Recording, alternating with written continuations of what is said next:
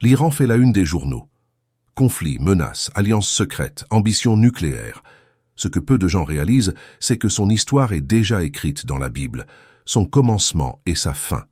Oui, l'Iran apparaît dans la Bible, de la Genèse aux prophéties de la fin des temps, mais sous son ancien nom, la Perse. Car la Bible ne se contente pas de raconter les origines de l'Iran, elle prédit aussi son destin ultime, dans l'un des passages les plus sombres et les plus redoutés de l'Apocalypse. La guerre de Gog et Magog, une coalition qui s'élèvera contre Israël dans les derniers jours.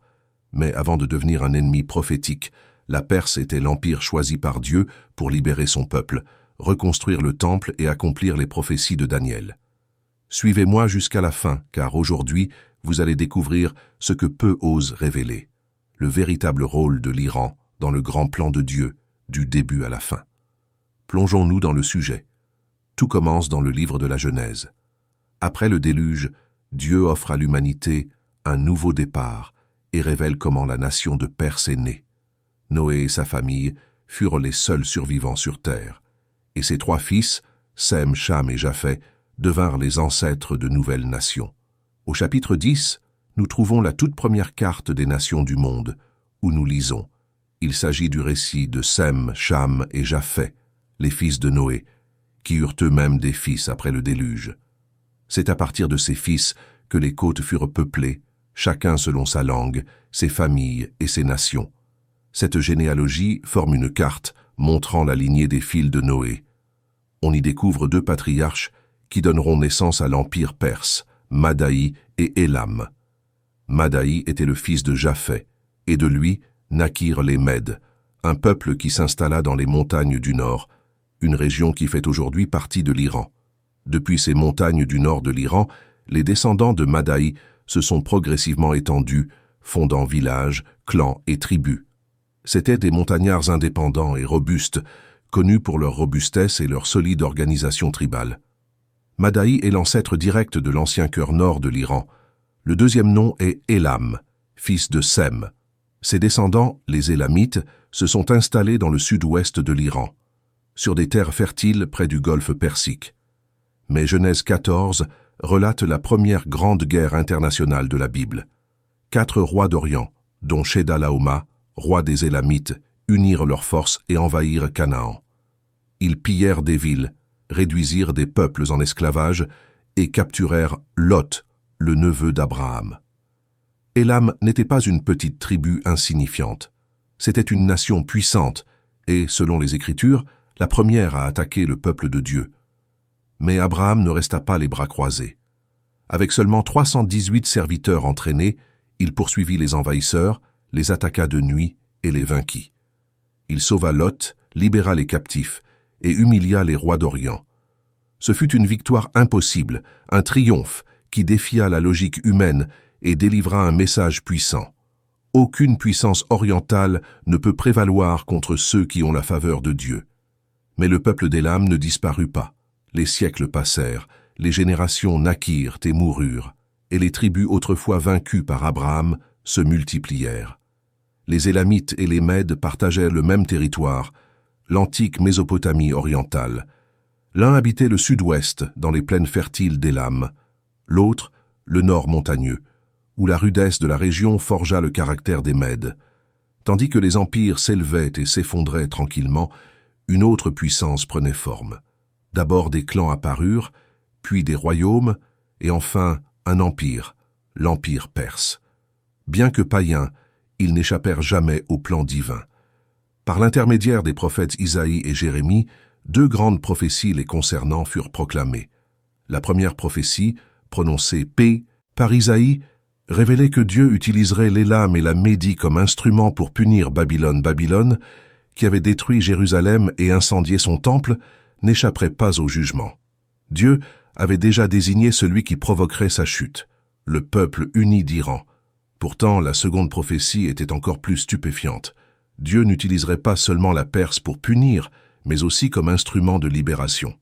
Dieu annonça par l'intermédiaire du prophète Isaïe qu'un roi perse païen, encore à naître, serait son agent désigné pour libérer Israël de l'exil et décréter la reconstruction du temple de Jérusalem. Isaïe l'appela par son nom plus de 150 ans avant sa naissance. C'est ce que le Seigneur dit à son oint, Cyrus. Et les deux prophéties se réalisèrent avec une précision terrifiante. Au 8e siècle, Avicii Diocèse, roi des Mèdes, unifia les tribus d'Élam et de Médie et fonda Ecbatana, première capitale impériale sur le sol iranien. Son petit-fils, Siaksar, franchit une nouvelle étape décisive en réformant l'armée et en la transformant en une machine de guerre suffisamment puissante pour détruire Ninive, capitale de l'Empire assyrien, l'un des ennemis les plus féroces d'Israël. La prophétie commença à s'accomplir. Dieu suscitait la Perse de l'intérieur pour en faire son instrument de jugement et de rédemption. Pourtant, alors même que la Perse gagnait en puissance, Dieu avait déjà révélé son destin par des rêves prophétiques. Et le premier à le comprendre fut Daniel, un jeune prisonnier hébreu vivant à Babylone. Tout commença lorsque l'armée babylonienne, menée par le roi Nebuchadnezzar, entra dans Jérusalem. Les remparts de la ville tombèrent, le temple fut saccagé, et des milliers de personnes furent emmenées en esclavage dans des contrées lointaines. Daniel était parmi eux. Il n'était qu'un adolescent lorsqu'il fut arraché à son foyer et emmené à la cour de Babylone, l'empire le plus puissant du monde à cette époque. Mais là, dans les ténèbres, Dieu le choisit. Entouré par la splendeur corrompue du palais royal, Daniel se préserva de toute souillure. Et grâce à sa fidélité, Dieu lui accorda quelque chose d'unique à un captif, le don de vision. Des visions qui évoquaient non seulement son époque, mais aussi le cours de l'histoire humaine. Au cœur même de l'empire responsable de la destruction de Jérusalem, Daniel commença à entrevoir comment Dieu allait susciter un autre royaume, destiné à remplacer Babylone et à jouer un rôle crucial dans le destin de son propre peuple, l'empire perse. Et tout commença par des rêves. Alors que Daniel servait à la cour de Nebuchadnezzar, le roi fut profondément troublé par un rêve troublant. Une statue géante, faite de différents métaux, se dressait devant lui, rayonnant d'une gloire et d'une menace indescriptibles. Terrifié, le roi exigea non seulement quelqu'un capable d'interpréter ce rêve, mais aussi de le révéler sans l'avoir entendu au préalable. Aucun des sages de Babylone ne pouvait accomplir cette tâche, mais le prophète de Dieu était prêt, et ils amenèrent Daniel devant le roi. Fort de l'autorité céleste, Daniel se présenta devant le souverain le plus puissant de la terre et révéla ce qu'aucun sage babylonien n'avait pu déchiffrer. Il décrivit le rêve avec exactitude et annonça une révélation qui changerait à jamais le destin du monde. « Toi, ô roi, tu es la tête d'or. Mais après toi, un autre royaume s'élèvera, inférieur au tien, représenté par la poitrine et les bras d'argent.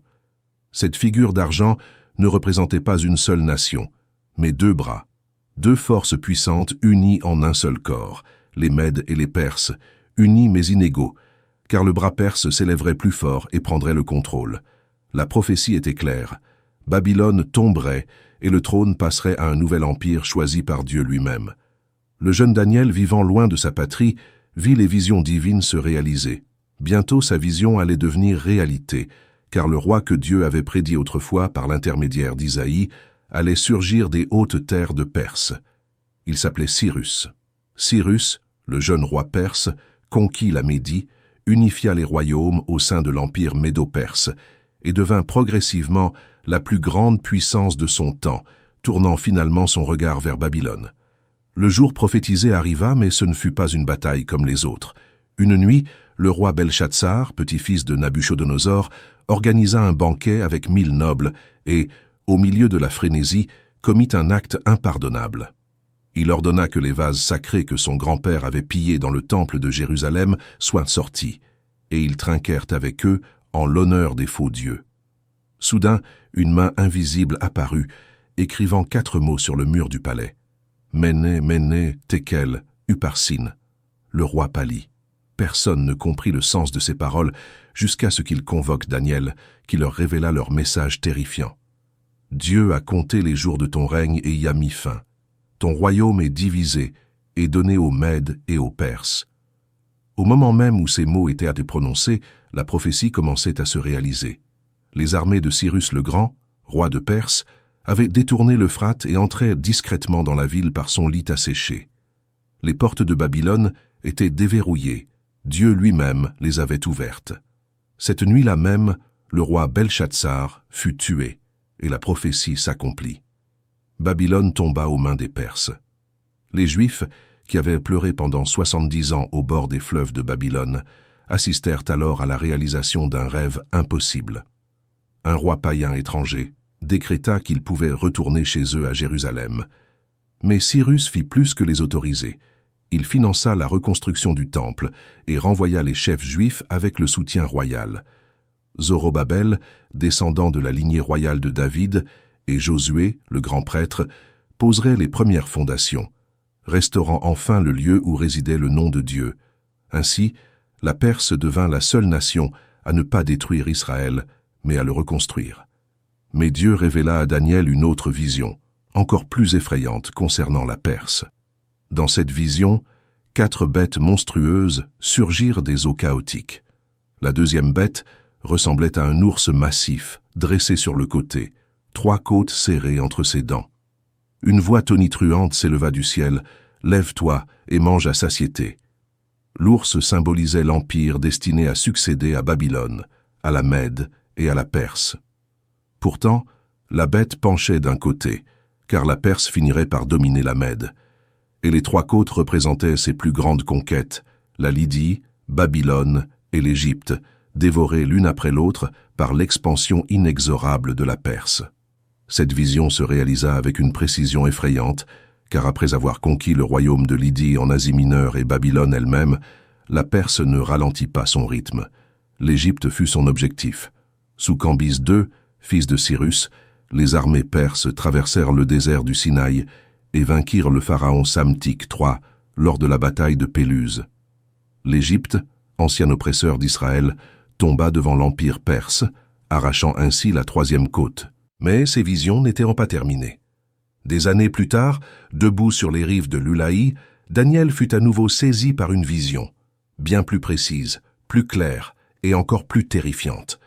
Devant ses yeux apparut un bélier à 2 cornes, mais l'une d'elles était plus haute que l'autre, et la plus grande avait poussé plus tard. Le bélier chargea avec acharnement vers l'ouest, le nord et le sud, et personne ne put lui résister. Puis, une voix expliqua la signification de ce qui se passait. Le bélier à 2 cornes que tu as vu représente les rois de Mède et de Perse. La Perse occupe à nouveau le devant de la scène dans le plan divin, non pas comme allié cette fois, mais comme un puissant empire, conquérant sans résistance et chargeant comme une bête déchaînée. Un détail effrayant ressort clairement. Une corne se dressait plus haute, signe évident de la domination de la Perse sur la Mède. 2 peuples, un empire, mais un seul trône dominant. Alors que la vision se poursuivait, soudain venu de l'ouest, un bouc apparut, rapide comme le vent, avec une corne proéminente entre les 2 yeux. En un éclair, il chargea le bélier, le renversant et le piétinant. C'était la prophétie du prochain empire. La Grèce sous Alexandre le Grand renverserait la Perse à une vitesse surnaturelle. À cet instant, Daniel ne savait pas encore qui représentait le bouc, mais il comprenait clairement que la Perse, le plus grand et le plus glorieux empire que le monde ait jamais connu, tomberait un jour. Mais cette fin n'était pas encore arrivée, car à son apogée, la Perse était non seulement invincible, mais aussi le centre du monde. Son règne s'étendait de l'Inde à l'Éthiopie, et à l'époque du roi Assuérus, le trône du plus grand empire de la terre s'établit dans la majestueuse cité de Suse, au cœur de l'Élam, ce que nous appelons aujourd'hui le sud-ouest de l'Iran. Et c'est précisément à Suse que se produisit l'un des miracles les plus inattendus de la Bible. Le grand empire serait conquis par une seule femme. Le roi Assuérus organisa un somptueux banquet qui dura 6 mois, puis invita tout le peuple de Suse à une grande fête finale de 7 jours. Dans un moment d'orgueil et d'excès, il ordonna qu'on amène devant eux la reine Vasthi, son épouse, pour qu'elle exhibe sa beauté, mais Vasthi refusa. Humilié devant tout son empire, le roi la bannit. Ses conseillers suggérèrent alors une solution radicale, chercher dans tout le royaume une nouvelle reine parmi les jeunes vierges. Les plus belles seraient conduites au palais, où elles subiraient une année entière de préparation avant d'être présentées au roi.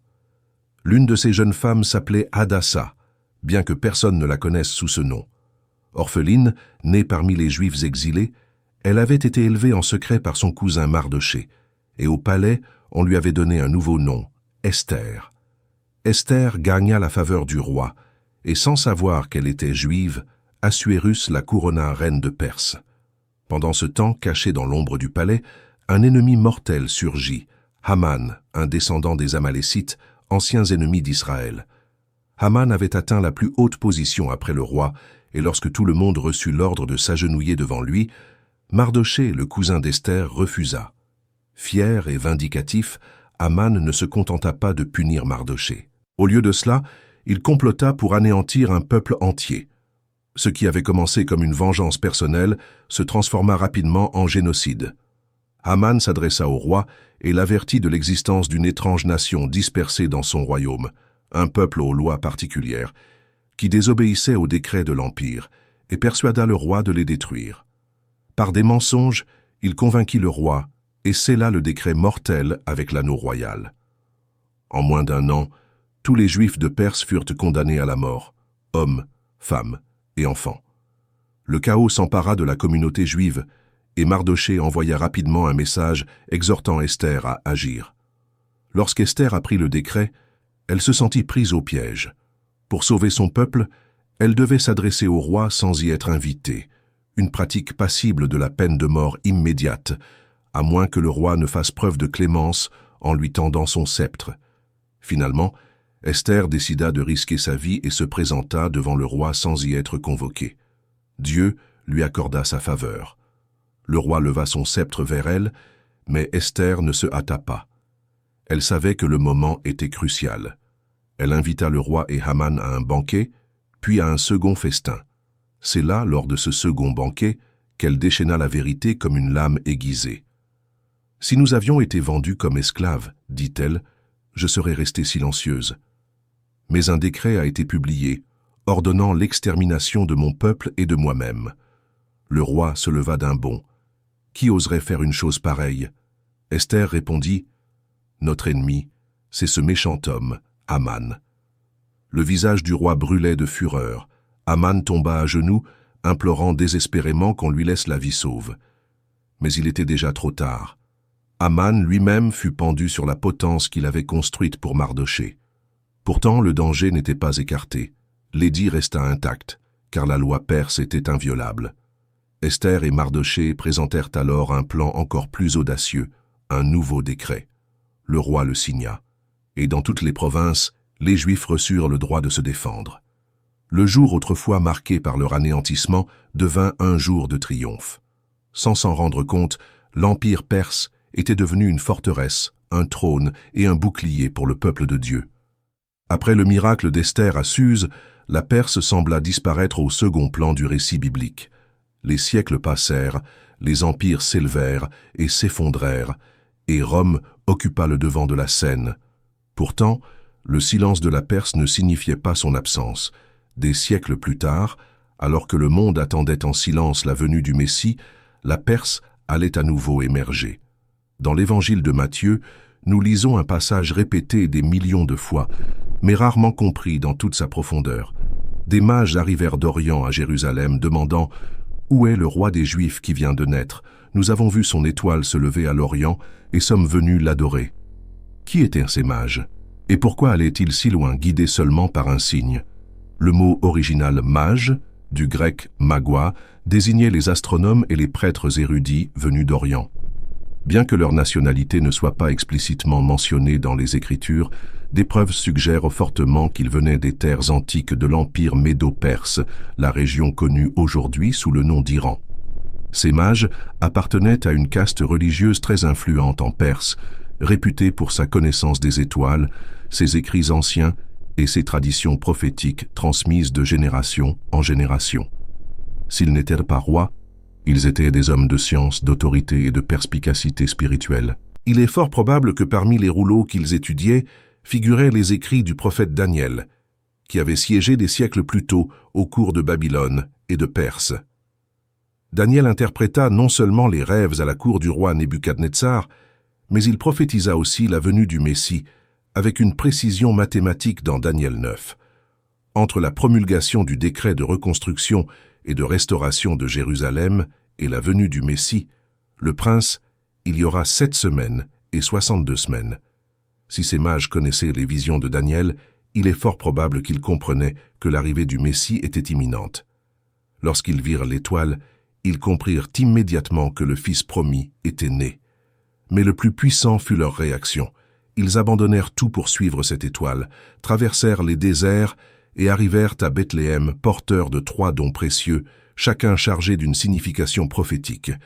L'or proclamant sa royauté, l'encens reconnaissant sa divinité, et la myrrhe préfigurant son sacrifice et sa mort. Sans s'en rendre compte, ces mages révélèrent le plus grand mystère de l'univers. Cet enfant serait roi, Dieu et agneau. Tandis que les érudits de Jérusalem gardèrent le silence et qu'Hérode complotait pour le tuer, les mages d'Orient furent les premiers à reconnaître l'accomplissement de la prophétie, s'inclinant devant le Messie. Ce moment n'était pas une simple coïncidence, c'était un accomplissement prophétique. La Perse, nation qui, des siècles auparavant, avait libéré Israël et reconstruit son temple, était désormais la première à honorer son Sauveur. Une fois de plus, la Perse servit d'instrument de révélation divine. Depuis les origines jusqu'à la crèche du Christ, l'Iran, l'ancienne Perse, fut toujours étroitement lié au développement du plan divin. Mais l'histoire de l'Iran dans la Bible ne s'arrête pas à Bethléem. Bien que la Perse ait été un instrument de rédemption par le passé, elle allait également jouer un rôle dans l'un des épisodes les plus sombres de l'avenir prophétique. Dieu a non seulement révélé les origines de la Perse, mais il a également annoncé son destin par les paroles du prophète Ézéchiel, dans l'une des visions les plus effrayantes de l'Ancien Testament, la guerre de Gog et Magog.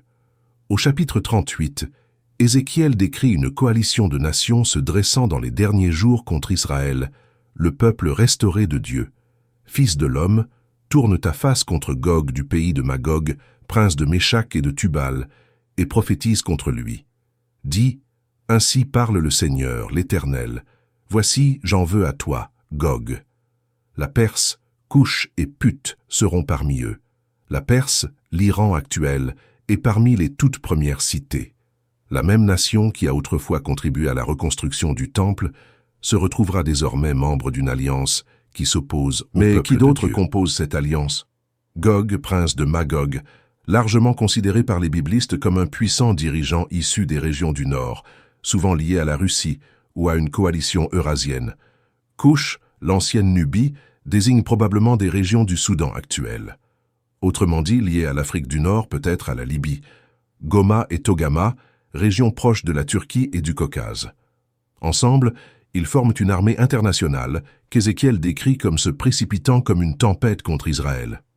L'Écriture dit « Tu avanceras comme une tempête, tu seras comme une nuée couvrant le pays, toi et toutes tes troupes, et de nombreux peuples avec toi. » Mais ils ne réussiront pas, car cette attaque provoquera l'intervention directe de Dieu, déclenchant un jugement sévère, des tremblements de terre, des incendies, la confusion parmi les armées, et la gloire de Dieu resplendira au milieu du chaos. Comme il est écrit, « Ainsi je manifesterai ma grandeur et ma sainteté, et je me ferai connaître aux yeux de beaucoup de nations. Alors elles sauront que je suis le Seigneur. » Ainsi, la Perse, autrefois libératrice, sera désormais jugée, non pas parce que Dieu l'a abandonnée, mais parce qu'elle se dresse à nouveau contre sa volonté et son peuple. La Perse, comme peu d'autres nations de la Bible, a parcouru tout le cours de l'histoire sacrée, de sa création dans la Genèse à son rôle rédempteur pendant l'exil, et même à son alliance prophétique lors de la guerre finale. Mais que révèle la Bible sur le destin ultime de la Perse? Sera-t-elle complètement détruite, ou aura-t-elle peut-être une chance de rédemption? La réponse se cache entre les lignes, et elle est bien plus complexe et puissante qu'on ne le pense. Après avoir décrit le jugement de Gog et Magog dans Ézéchiel 38 et 39, les Écritures dépeignent une scène dévastatrice. Une armée se levant contre Israël est consumée par le feu du ciel, ses corps dispersés en rase campagne, ses armes brûlant pendant 7 ans, et le nom de Gog est à jamais synonyme de jugement divin. La Perse, membre de cette coalition, n'échappera pas au châtiment. Mais voici un tournant surprenant, annoncé par Jérémie des siècles plus tôt dans un passage presque oublié. La parole du Seigneur fut adressée au prophète Jérémie au sujet d'Élam. « Je briserai l'arc d'Élam, l'épine dorsale de sa force. Pourtant, dans les derniers jours, je ramènerai les captifs d'Élam, déclare l'Éternel. » C'est une prophétie à double face. D'abord vient le jugement, puis nous lisons une promesse inattendue. Dans les derniers jours, je restaurerai Élam. Cela change tout, car même si l'Iran se soulèvera contre Israël dans les derniers jours, même s'il participera à l'assaut final qui provoquera la colère divine, son histoire ne s'achèvera pas sur les ruines. Même dans le jugement, Dieu laisse la porte ouverte à la rédemption. L'Iran que nous voyons aujourd'hui défrayer la chronique, agressif, rebelle et empêtré dans des alliances obscures, jouera un jour un rôle dans un monde restauré. L'histoire biblique de la Perse reflète l'humanité elle-même, rachetée, déchue, jugée et restaurée par la grâce. C'est pourquoi le destin ultime de l'Iran dans la Bible sert à la fois d'avertissement aux empires qui défient Dieu et de promesse à ceux qui choisissent la repentance. Car il est écrit que dans les derniers jours, les nations monteront à Jérusalem pour adorer le roi, l'Éternel des armées. Et il arrivera que tous ceux qui resteront des nations venues contre Jérusalem monteront chaque année pour adorer le roi et célébrer la fête des tabernacles. Peut-être parmi ces nations se trouve Élam, peut-être l'Iran, autrefois nation rédemptrice, ennemie et jugée, connaîtra-t-il elle-même la gloire restaurée, car dès maintenant, dans le cœur de Dieu, il reste une place pour ceux qui reviennent. Des premières pages de la Genèse aux visions grandioses de l'Apocalypse, la Perse a toujours existé. Alors que l'humanité se relevait du déluge, Dieu nomma Élam et Madaï, semant discrètement les graines d'un empire à venir. Lorsqu'Abraham se leva pour sauver Lot, Élam était déjà devenu une menace. Et lorsque Babylone finit par tomber, la Perse devint un instrument de rédemption. Lors de la reconstruction du Temple, ce fut un roi perse qui en fournit les ressources. Et lorsque le Messie naquit, les mages d'Orient, les hommes de Perse, furent parmi les premiers à le reconnaître. Pourtant, à l'approche de la fin des temps et alors que les nations se dressent comme des ombres contre Israël, la Perse occupera à nouveau le devant de la scène, mais cette fois sous le signe le plus sombre de la prophétie.